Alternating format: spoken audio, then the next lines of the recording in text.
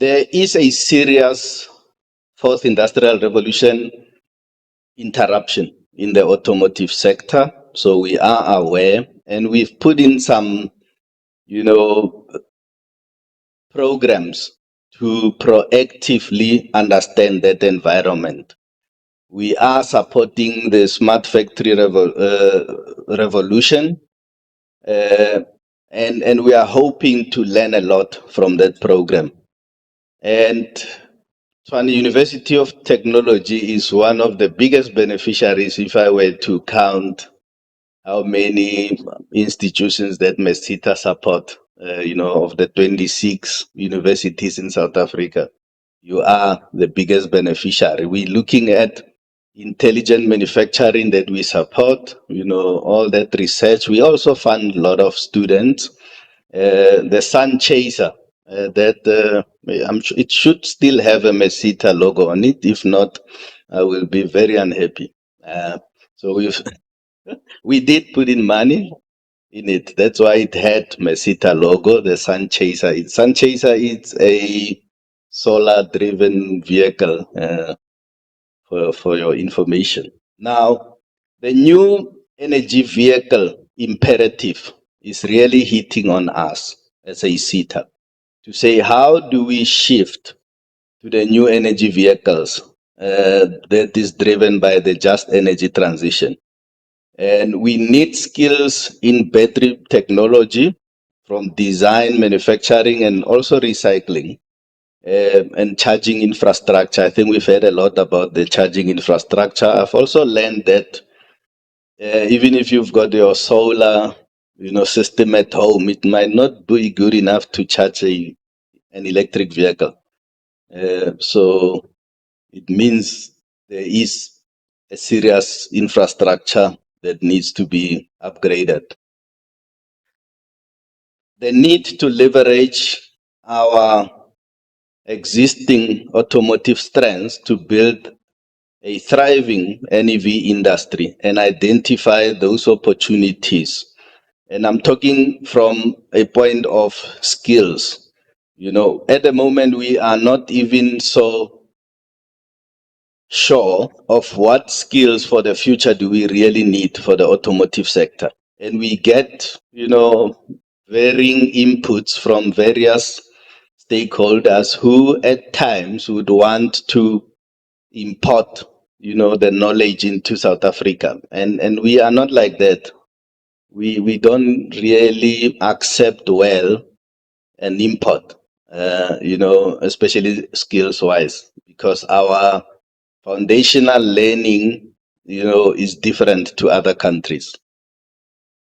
We are, as merSETA, responding strategically to ensure that we are using data-driven skills forecasting.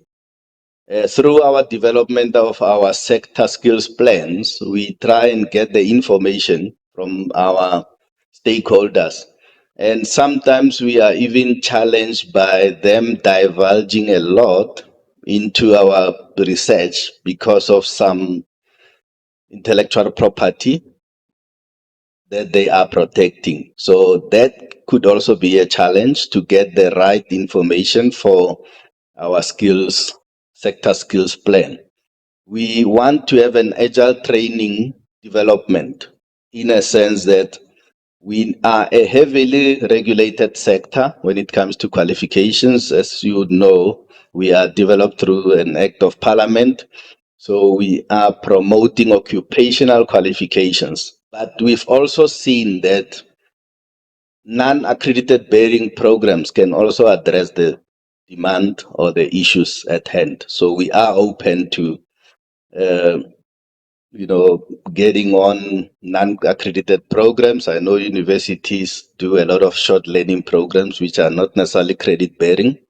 We are open to that. We are empowering our technical and vocational education and training colleges because they are accessible to the communities and the unemployed, who need the training. And we would want them to get to a point where, the programs that the universities of technology are providing do not have a big gap between, what TVET colleges are offering. So it's very, very important. And we're looking for strategic collaborations. At the moment, we do have, I can gladly say, NACAM, we do have a strategic, to some extent, collaboration. We've also engaged them to say, how can we help you? Strategically, we're still talking to them. We did talk to Tshwane Automotive Special Economic Zone. We've engaged with them because we want to support automotive sector. We have some partnership and collaboration with the Automotive Industry Development Corporation, the one in the Eastern Cape. We are also working with the Retail Motor Industry Organization, and we would want to go after the NAMSA, the Automotive Bargaining Council. We've never really got to them to really talk to them. And we are working with, I think, the German corporation, GIZ, has approached us and said they've got a program that they want to do. They call it Career Pathing for Employment in the electric vehicles. So we are collaborating with them. Fortunately, they are bringing the euros to develop the program. So it will just make sure that we have a program that complies with our regulations. Now, when we do our sector skills plan, we then find, I'm just going to try and see, or mention the critical or the priority programs that merSETA has identified. We obviously use various methods to support this. On the top of our list, we have a sales manager, being an occupation that is a priority in our sector. Then we've got metal machinist, welder, motor mechanic, diesel mechanic, electrician, fitter and turner, sales and marketing manager, mechanical fitter, manufacturing technician. So this is very interesting, manufacturing technician. Now, some are trades, and obviously there's no manufacturing plant that does not have artisans on board, from electricians to, welders. Production or operations supervisor in the manufacturing sector is one of them. A forklift driver, purchasing officer, cost clerk, and industrial engineer. So I'm just mentioning the ones that are more relevant in the automotive sector. So these are among the top 20 priority occupations in our sector. Now, as a SETA, we work with partners like, TUT, as a University of Technology, to really support bursaries, internships, work integrated learning.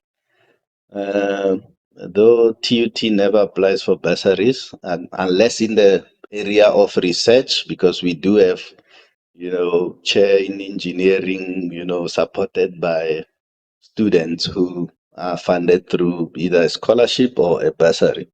So it's not just a general bursary, but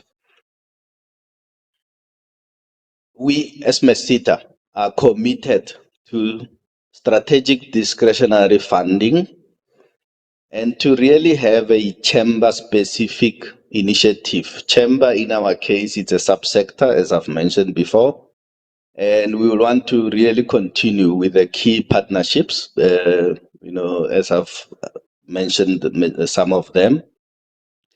And in conclusion, I would say the future of South Africa's automotive sector is linked to our ability to navigate the fourth industrial revolution, the just energy transition, and there are linked technologies, particularly in respect to the production of new energy vehicles and the infrastructure required to support the transition. The merSETA is committed to working with all stakeholders to build a skilled, adaptable, and sustainable workforce that will drive the sector's success for generations to come.